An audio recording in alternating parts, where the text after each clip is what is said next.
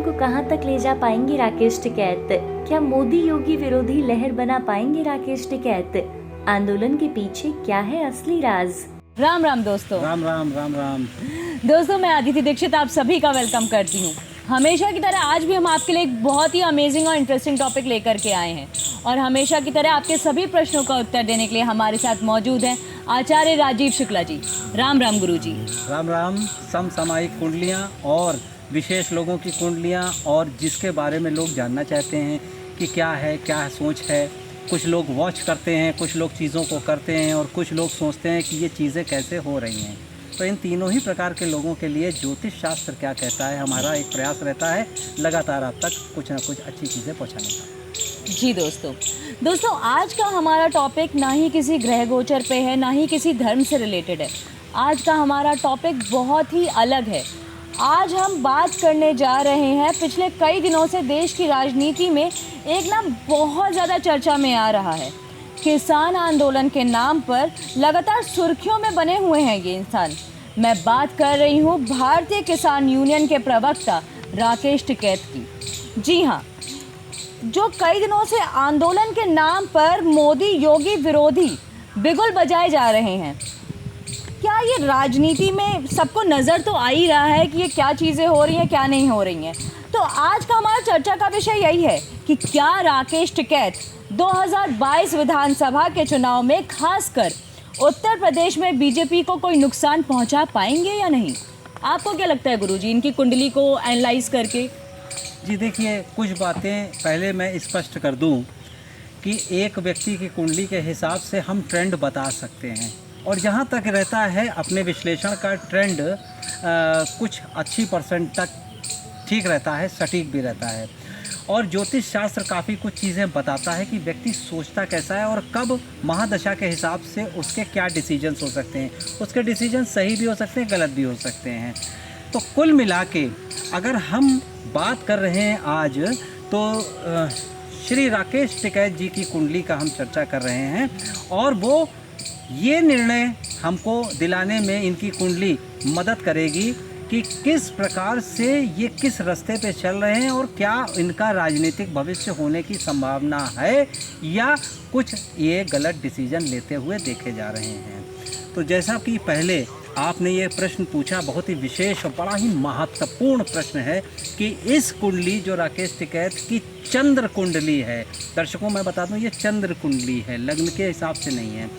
जो उस डेट के हिसाब पे चंद्र का बल होता है उसी से महादशा होती है तैयार। तो महादशा को टैग करते हुए चंद्र दशा क्या कह रही है और चंद्र के हिसाब से क्या कुंडली बता रही है, ये इनका राजनीतिक भविष्य बताने की तरफ बहुत ही काफ़ी है। इंडिविजुअली इनका क्या होगा, तो सबसे पहले मैं बता दूं इस मकर राशि जो है इनकी, इसके ऊपर पीक की 7.5, पीक मतलब सबसे ऊपर, यानी धनु के बाद जब शनिदेव मकर में, आजकल मकर में भी जब मैं ये रिकॉर्ड कर रहा हूँ मकर में शनिदेव हैं, यानी इनके चंद्र के ऊपर शनिदेव का गोचर हो रहा है। इसको बोलते हैं पीक 7.5 का।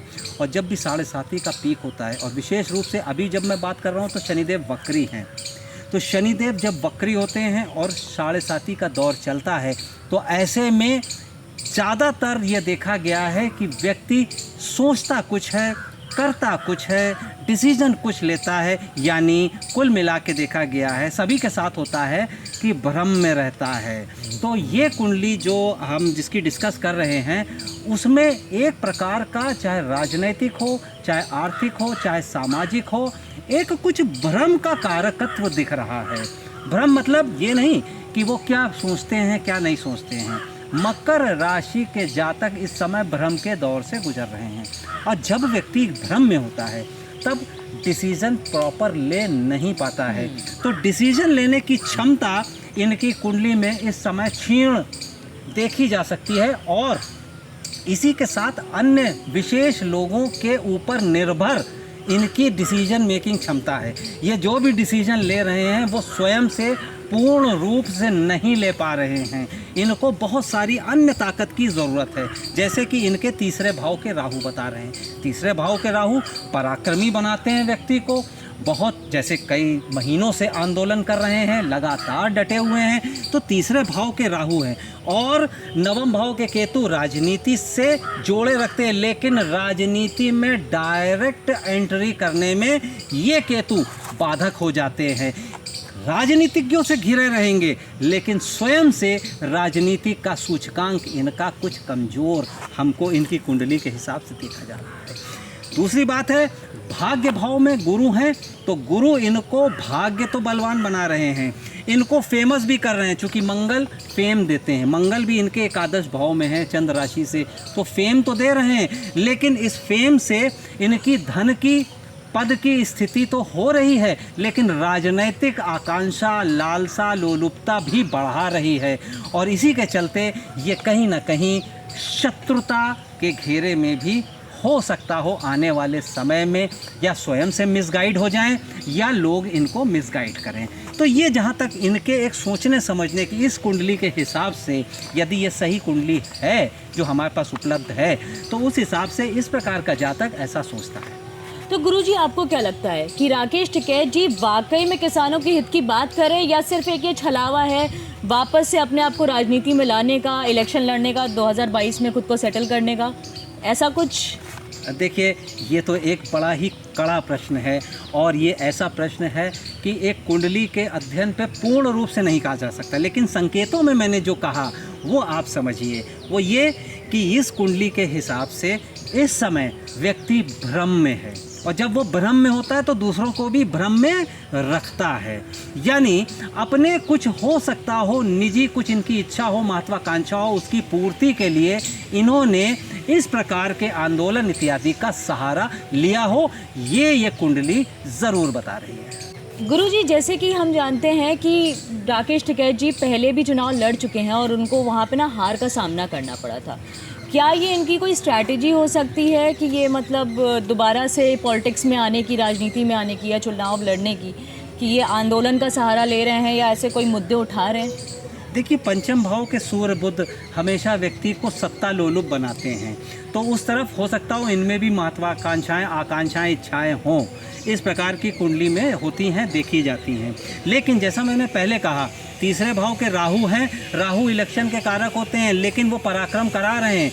लेकिन नवम भाव के केतु ये राजनीति में प्रत्यक्ष रूप में एंट्री नहीं देते हैं, परोक्ष रूप से, पीछे से या बैक डोर से ज़रूर दे सकते हैं, लेकिन ये अगर इलेक्शन लड़ेंगे भी तो उतने ये वाले केतु इनको बहुत ज़्यादा सपोर्ट नहीं करेंगे। यानी कि इलेक्शन में इनके पास लोगों की अपनी क्षमता से ज़्यादा काम करेंगे यदि ये इलेक्शन लड़ते हैं। हाँ, इलेक्शन या राजनीतिज्ञों के लिए प्लानिंग इत्यादि करा सकते हैं, लेकिन इनके राहु चूँकि तीसरे भाव में है, इलेक्शन लड़वा सकते हैं, लेकिन स्वयं से इनका इलेक्शन या इनकी अगर कोई पार्टी भी खड़ी करते हैं तो मैं नहीं समझ सकता हूं कि इस कुंडली में किस प्रकार से इनको राजनीतिक लाभ मिलेगा।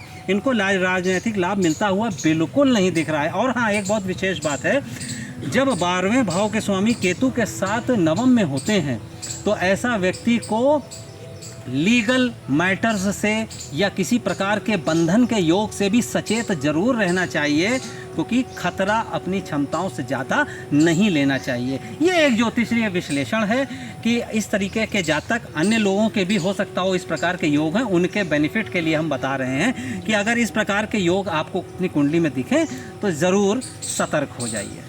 आई होप दोस्तों आपको ये टॉपिक काफ़ी ज़्यादा इंटरेस्टिंग लगा होगा। हम आपके लिए और भी इंटरेस्टिंग टॉपिक्स लेकर के आते रहेंगे। आप हमारे साथ जुड़े रहिए, हमारे YouTube चैनल को सब्सक्राइब कीजिए और बेल आइकन दबाइए। Facebook पेज को जाकर के लाइक कीजिए और Instagram पे फॉलो कीजिए और नोटिफिकेशन बेल को ऑन कर लीजिए, जिससे आपको हमारे सारे नए वीडियोस के अपडेट्स मिलते रहेंगे। इसी के साथ हम आपसे विदा लेते हैं। अपना ध्यान रखें, खुश रहें और हंसी खुशी रहें। राम राम गुरुजी। राम राम। आप सभी लोगों को पुनः धन्यवाद।